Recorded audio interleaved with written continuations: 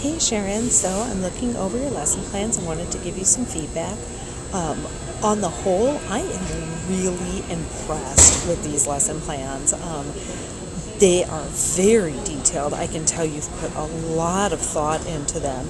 And I like some of the choices you're making along the way about how to provide the kids with, structures and how to think. And how to write without mandating that they do things, in your way. I think that's a very hard balance, and I think that you've done a really great job at it. Let me show you some moments that I especially like. So first of all, I really appreciate all of the detail you have up here. At first I opened it and I thought, oh no, she's tackling too much in one lesson, but you really didn't. It's just very well thought through. You picked the right kind of evidence outcome, that you have them developing character, motivation, problem, conflict resolution pieces first. So I think that you did a nice job, and I like to see you guys making those purposeful choices because it demonstrates, demonstrates to me that you're becoming more comfortable using the standards and knowing which standards will fit. So nicely done there, okay? Obviously, very thorough and very well aligned, and your students will understand and your students will be able to. I like this idea for differentiation and modification here, that you can give students sets of pictures to work from and then encourage them to talk about what character is thinking or doing. And I think that can really help because students are pretty primed for visual images and pictures these days, and so that's a nice idea for a struggling student. Oops. Let me scroll down to some other areas that I like especially. I like this kind of a thing that you're saying here, and I feel like you repeat that idea often in places in your lesson plan, that there are a bunch of different ideas to start with, right? Sometimes it's an idea that gets us going, sometimes it's an event that gets us going, sometimes it's a purpose that gets us going, and I like that because, essentially what you're doing is providing limited choice for your students that, everyone feels like they have some options available to them, but not so many that it's overwhelming. And so this limited choice idea that you keep coming back to with your students, I think is very well done.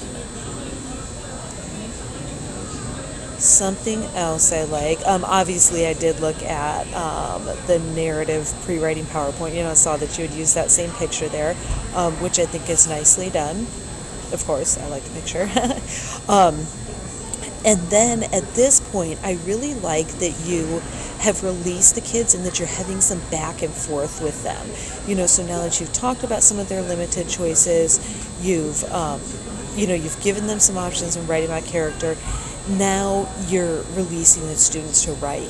Instead of trying to press your students through a 50-minute class where it's all you talking, or a 50-minute class where it's all them writing, both of those extremes can be really scary for students. And so I like the fact that you've got some back and forth here.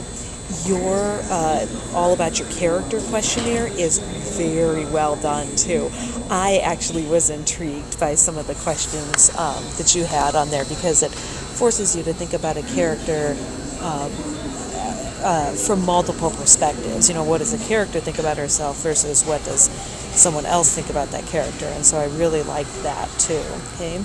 Again, I'm liking the back and forth here, that you've got some direct instruction, you're allowing the students to write, some direct instruction, you're going into questions. Okay, and I really like that kind of back and forth. All right, in your second lesson plan, again, very thorough at the top, and again, very nice, perfect choice of the evidence outcome that you're looking at structure. Obviously, I'm a fan of that, but I think it helps kids get over this idea that I can't write, I just don't know how. Well, here you go, here are the lines, just color within them, What I really loved about this lesson plan was, I liked a lot of things about it, but what I really loved was you're modeling this think aloud and so closely mirroring what so many students struggle with, right? Staring at the blank page, your brain feeling a little sluggish. And then I love the fact that you moved from, feeling a little sluggish into using your resources, grabbing your character sheet, still feeling a little bit of a struggle, getting your your genre structure sheet, demonstrating for them that they have tools that they can use.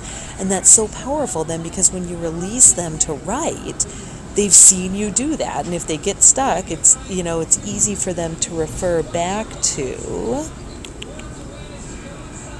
this right here. What's the first thing I did? Reminding myself about this. What did I do next? And so they're going to have in their writing journal all of these steps that they can model, and yet still have so much freedom to write the things they want to write about. I mean, Sharon, this is bowling me over. This is just very, very impressive lesson planning. And so this, your final narrative revising lesson plan, does not fail to deliver. Again, Sharon, I am just wildly impressed. Not only are you providing instruction for your students, and I know that may seem a little silly that I'm thrilled with that, but you'd be surprised how many teachers don't provide instruction. And you do, so thank you for that. But also the flow of your instruction, the transition into it, the sense of purpose for it is just so well done. Let me show you some areas I was really impressed with in this lesson plan too. So I really like this. I like this idea that you've got a sentence and a picture with it. Add the absolute phrase to get a new sentence and a new picture.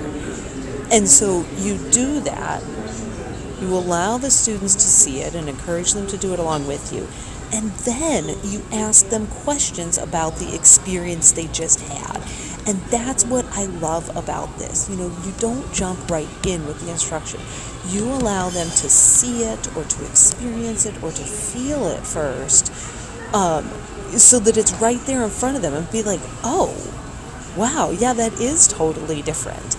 And then you ask them to think about those things and articulate those thoughts. And that kind of a flow is good. That literally will engage the students more than just hook them. It will engage them. And I'm also just impressed by your content here. I know what absolute phrases are, but I never really thought about the fact that absolute phrases can tell us something about the character's personality, or can, where did you have that in here? That allows, that absolute phrases allow honing in, instead of just a character. You're seeing, the hands in the pockets. And I never really thought of absolute phrases honing in our attention like that. So that's really nicely done. Your absolute phrase PowerPoint is good.